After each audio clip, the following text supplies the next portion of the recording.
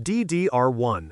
Our journey began with DDR1 in 2000, an era when computers were becoming heavier and requiring more power.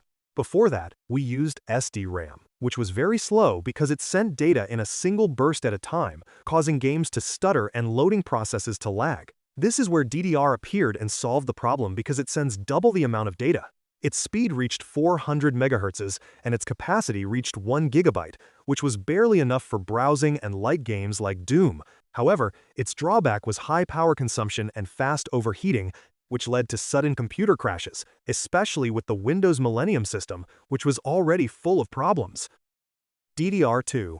In 2004, DDR2 was launched, and the speed increased to reach 800 MHz, while the capacity reached 4 GB.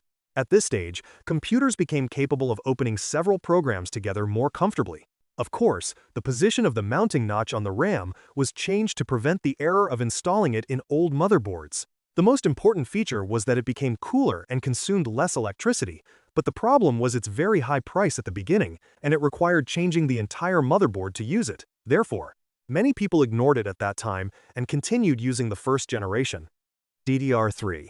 This generation is what we can call the hero of the people. It was released in 2007 and its power consumption became very low, which led to extending the battery life of mobile devices and reducing their heat. Speeds reached 1,600 MHz and capacities reached 8 GB.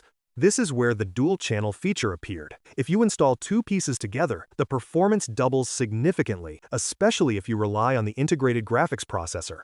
Because integrated cards do not have their own memory VRAM, they are forced to use the device's RAM to process images and games. Here, dual-channel makes a vast difference, giving you high smoothness and significantly increasing the number of frames.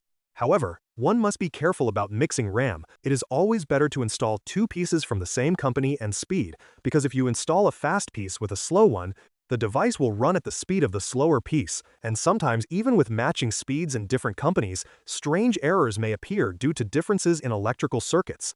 To be honest, its true strength did not appear until the release of Windows 7, because Windows Vista before it consumed RAM greedily and did not let you feel the speed. DDR4. We have arrived at the generation that has dominated the scene since 2014, and it is the longest-lasting generation that is still widely used today. Its speeds start from 2,400 and reach 3,600 MHz, with excellent capacities reaching 16 GB per single stick. How much RAM do you actually need? 8 GB is the current minimum for normal tasks like browsing and office programs, but it is better to increase this capacity because programs like Google Chrome consume RAM heavily. With 8 GB, you won't be able to open more than 2 or 3 programs before the device starts to slow down. 16 GB is the magic number currently, as it is the ideal amount for opening many programs together or for heavy games and montage.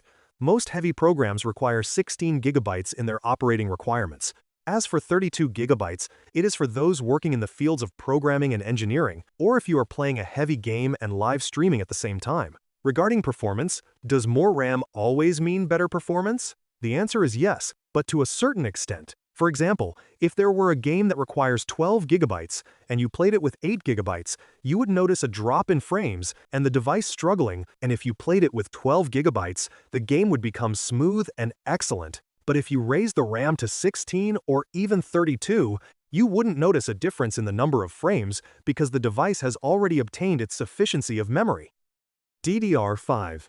We have reached the latest beast that was released in 2020 as the strongest option for heavy tasks. This generation soars at legendary speeds starting from 4,800 and reaching 6,000 MHz, with capacities reaching 32 GB per single stick. This generation is intended for those working on truly heavy tasks, such as 3D rendering, 4K montage, and certainly high-end games. The difference between it and the fourth generation is not just in numbers, but in actual performance in heavy games that gives you clearly higher frames even with the same settings. But the truly unique feature is the ECC technology found inside the chip itself. Its function is to detect and correct small data errors automatically, ensuring device stability and preventing crashes or sudden errors during long hours of work under high pressure. Of course, with all this power, DDR5 is the most expensive on the market, and at the time this video was recorded, prices were very high due to RAM shortages and increased demand from AI data centers.